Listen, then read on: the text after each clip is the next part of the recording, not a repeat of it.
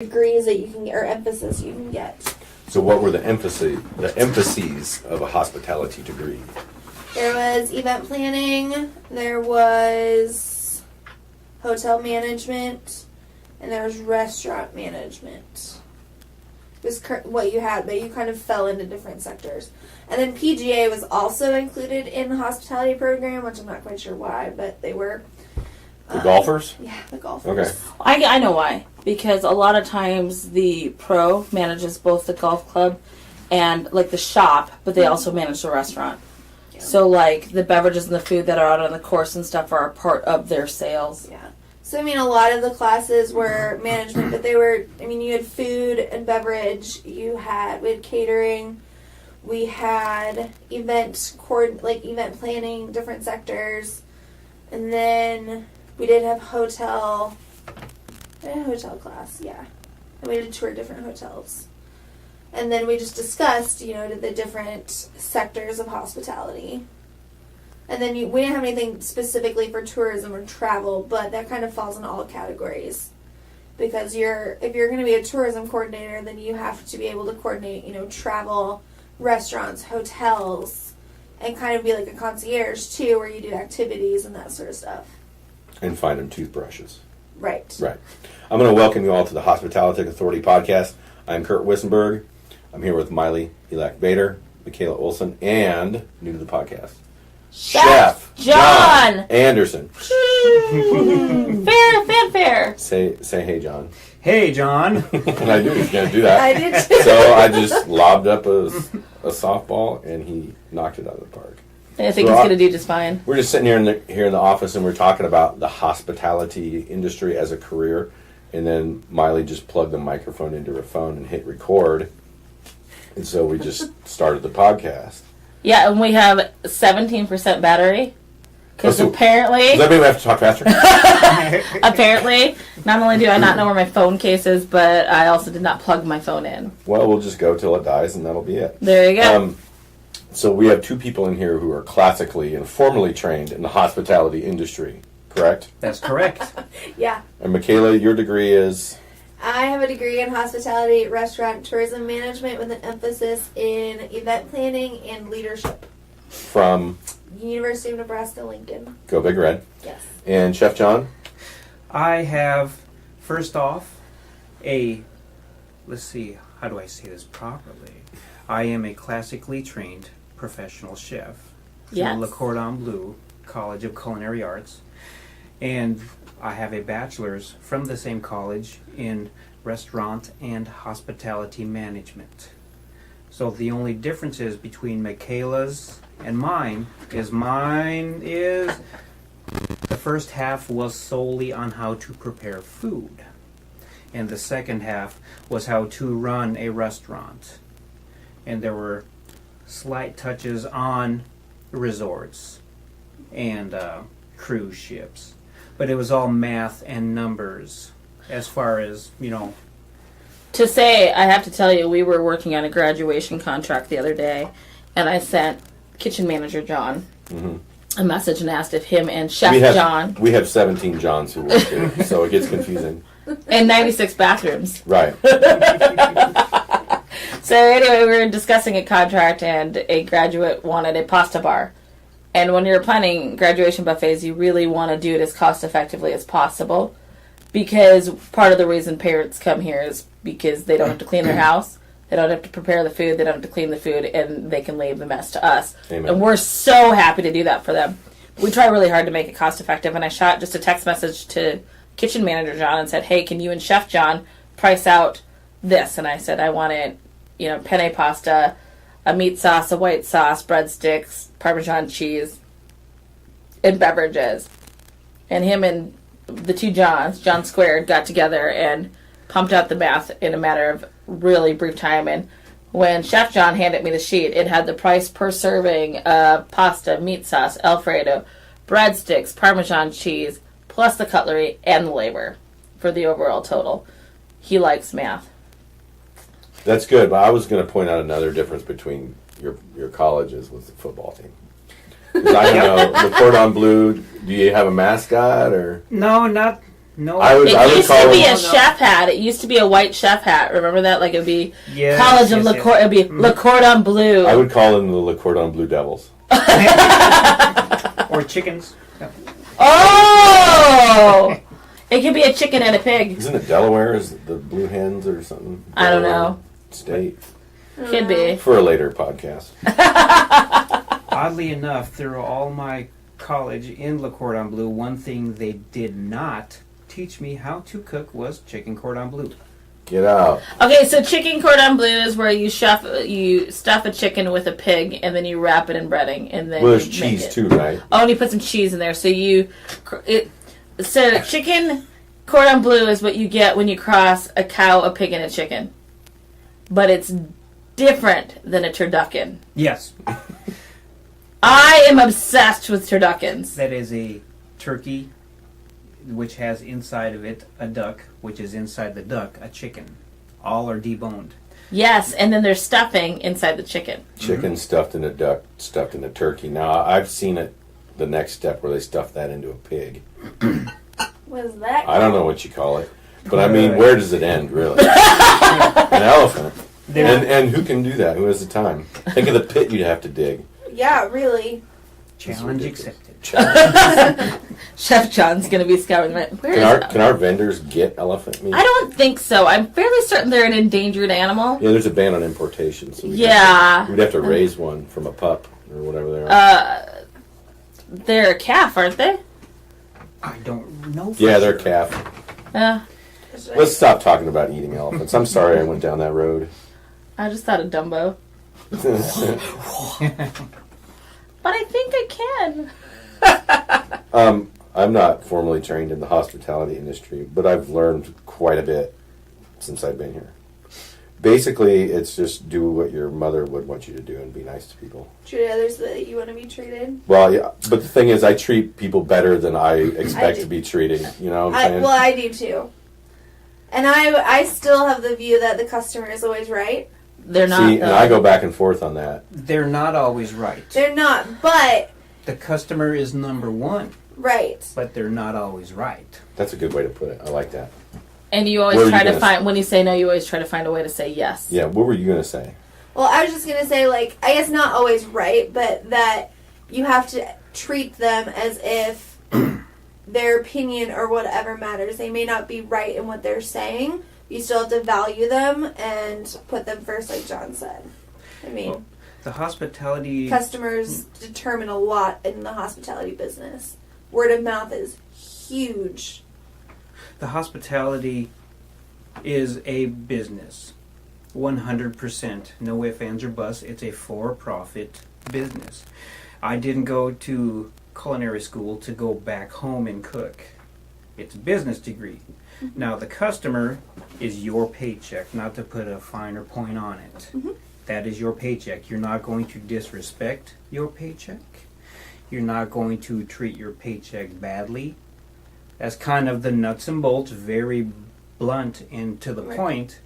So the customer is always number one.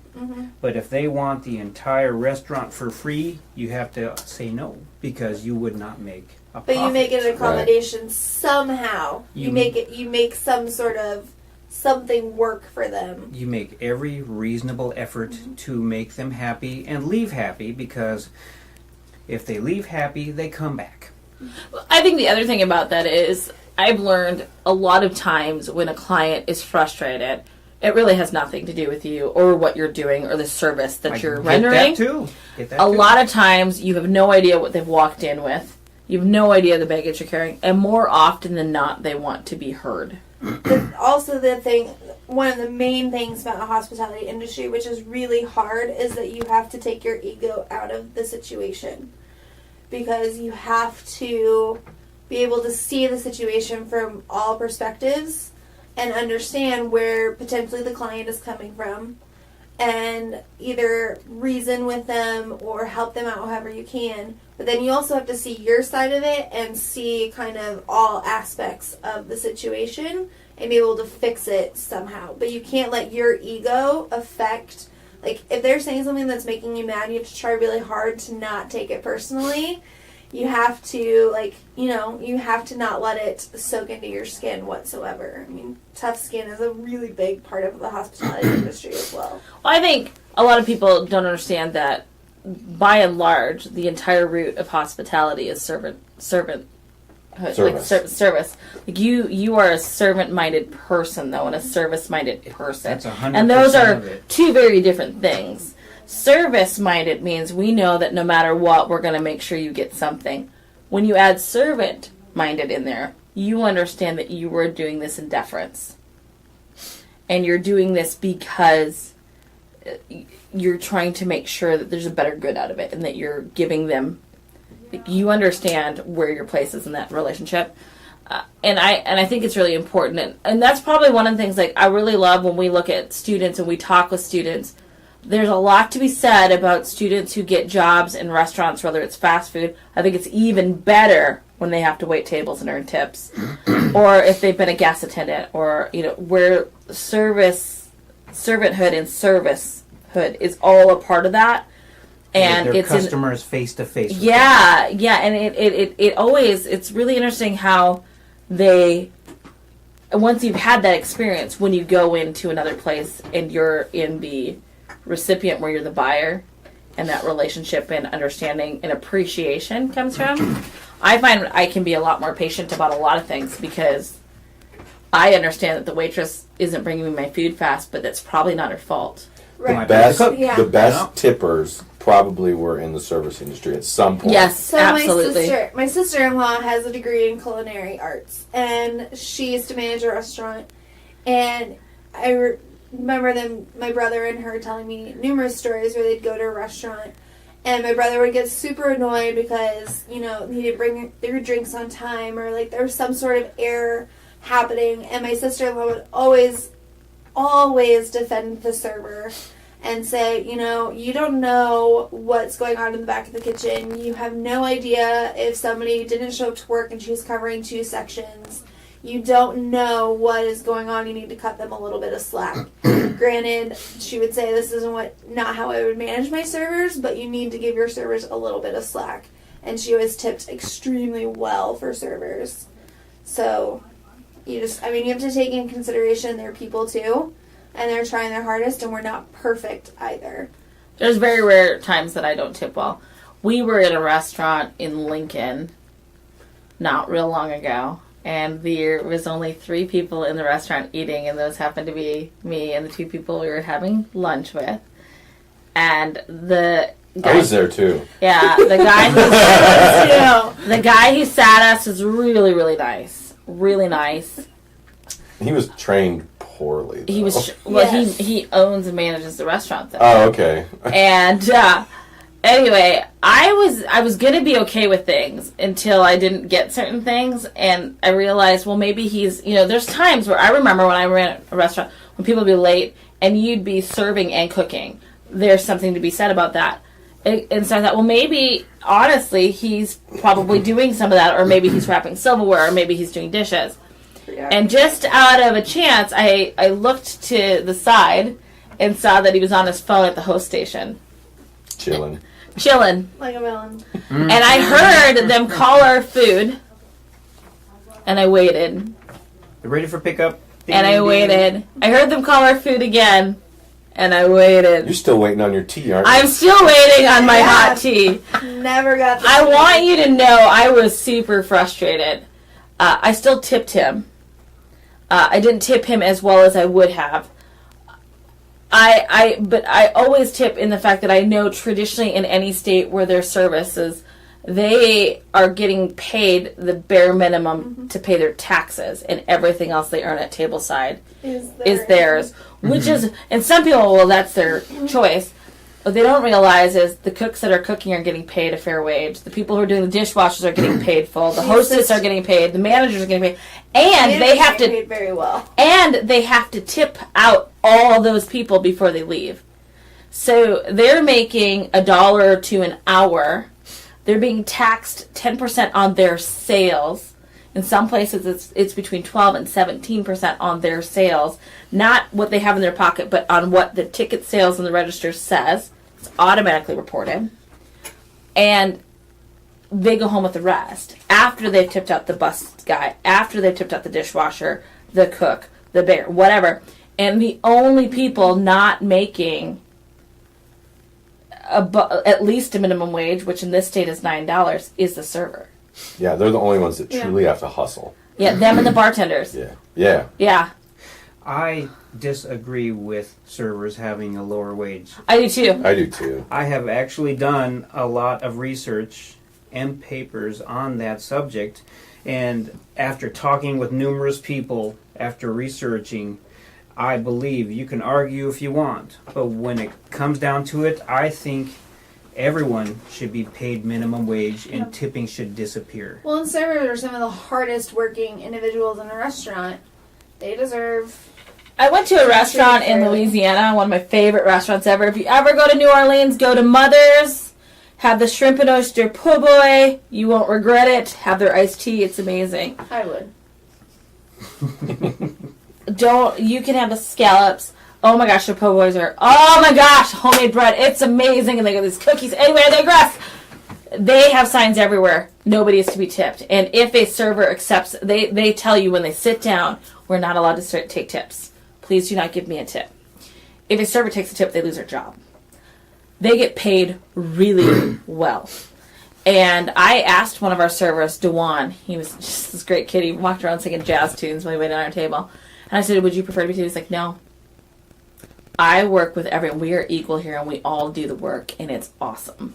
But I also know that whether we have 5,000 people come through the door or we have 100 people come through the door, I have a paycheck. Yeah, that's the other thing, too, is if you're relying on your tips, that's a really hard life to live. Mm-hmm. Not knowing what your steady paycheck is going to be every week. Am I going to be able to pay my bills? Am I going to be able to pay my rent, my car payment? And the reason you're not getting good tips might be the chef's fault. Yeah. Right. If they're kicking out bad food, a lot of people take it out on the server, which is it's terribly. That's like yelling at the bank teller for giving you a late fee and for telling you there's no money in your account. Right. Right. But if you bring it back to hospitality, it's a really, really unique area. Like you were saying, we were talking about a career fair, how this all got started, but you were saying you don't think anyone really grows up thinking, oh, I'm going to work in hospitality. Yeah, I taught for 19 years. Not once did I hear. I heard chef, and I heard someday I want to own a restaurant. Okay, because they wanted to cook.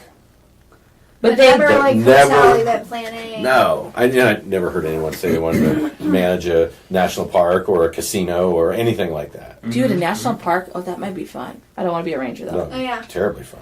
Which also there is a agricultural version of hospitality, running a park and stuff, which would be different. Yeah. And ecotourism, which is getting really, really big. I know somebody that Eco and agrotourism. Mm-hmm. She wanted to run a park, so she was learning how to do that. Like Parks and Rec. I love that show. I love that show too. Pawnee is Ron Swanson is my hero. Oh my gosh, Leslie Snopes.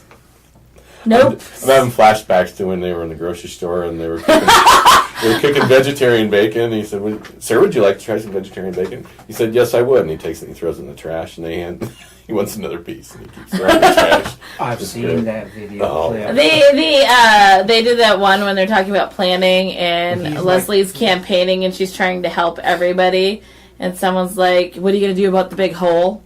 There's this giant hole. She's like, "We're going to build a park," and she doesn't realize that it's like, oh gosh, just absolutely. That's how this I worked show in starts. city planning, so before I came to the Leadership Center, I worked in Ferndale, Michigan, and I was the chamber director, but we did a ton of city planning and urban development. That show is their life. So, but, you always wanted to kind of be in hospitality, right, though? No, you wanted to be a journalist. Yeah, in high school I wanted to be a journalist, and then I did I did some gen eds my first year of college, and then I did some really specifically journalism classes, and then I realized that was not my career path. And so I figured out pretty easily that what I wanted to do was event planning. So I researched to make sure UNL had that option. And then I met with my advisor and we mapped out my next 3 years and I figured out the classes. The hard part about UNL, and I talked about this with Kiara last year, my intern, is that with the hospitality program, because there's so few teachers, the program is pretty small. The classes are only offered in either the spring or the fall semester. You can't just kind of pick which one fits into your schedule. You have to make sure your schedule fits with certain classes. And if you don't do that, then you're there a lot longer. Yeah, you're there a lot longer. So that's the really hard part that I disliked about the program. But I loved being in a small program as to being journalism is a huge program at UNL. I mean, they're a very critically acclaimed program. So I was very fortunate to enjoy a small program. I'm going to say that it's not going to be long before it's a critically acclaimed in their hotel management, though. They're putting out great kids. In the and 6 managers. years I've been gone, they have made strides in what they're doing. And I'm completely jealous of the opportunities that they now get as students that I did not get. I know when we met with Shannon and AJ, what has happened since last fall to this year is night and day. So it's pretty exciting. Mm-hmm. So, John, you were in the Air Force for 17 years. Yes, that's correct. A firefighter. And I know you did a few things after, and you had said the world, the military doesn't necessarily prepare you for the civilian world. No. But more interesting, why did you pick Le Cordon Bleu? Or did it pick you? No. I picked chef. And it evolved into restaurant and hospitality management. But to back up, to be honest with you, on a psychological level, I used to save people's lives. I used to give people what they needed. I don't mean to sound dramatic, but that's it's true, though. And that chapter of my life is over. My body can't do it anymore. My emotions, I reached my peak now. They're not as young as you used to be. Yep. You wake up and you're not 40 anymore, you know. It's a shocker. Yeah. But I was attracted to it because I like cooking. It had, I'm a guy, I like shiny things, you know, but I like products. Knives. I like products. I mean, habits with a finished product, a tangible finished product. Cooking, I love cooking. And I realize that every human needs shelter, warmth, love, and food. Every human on the planet, every being on the planet. And I'm like, well, I like doing food. I was given the tools to excel at that. I mean, everyone has to eat. There is no safer job on the planet than making food. Period. I guess that's a good, healthy dose of perspective. That's 100%. Everyone's got to eat. You get 3 people in this room that are really glad that you like food because we like eating your food. So far, so good. Absolutely. And I kind of hit too on love. Food makes people happy. Mm-hmm. What's at the center of every family gathering? 99% of the time, it's food. Every social event. That or a disagreement, which is usually solved by food. Yes. I mean, there's a saying, the way to someone's heart is through their stomach, right? Yeah. Yeah, that's true. It's true. So, in retrospect, there's no safer job on the planet than making food. Now, it's varying degrees, of course. You could be the guy that sells hot dogs at the hot dog stand on the corner. You're not going to be a millionaire. But he's got a pretty dang secure job, I'm saying. Everyone's got to eat. There's nothing better than a steamed hot dog. Mm-hmm. Yeah. I can't eat them anymore, but Ballpark Franks? Yep. Shoot! Just the quote, and everyone's got to eat. Mm-hmm. Not everyone needs a mechanic. Not everyone needs a data analysis. Not everyone, the list goes on. Everyone's got to eat. 100%. 100%.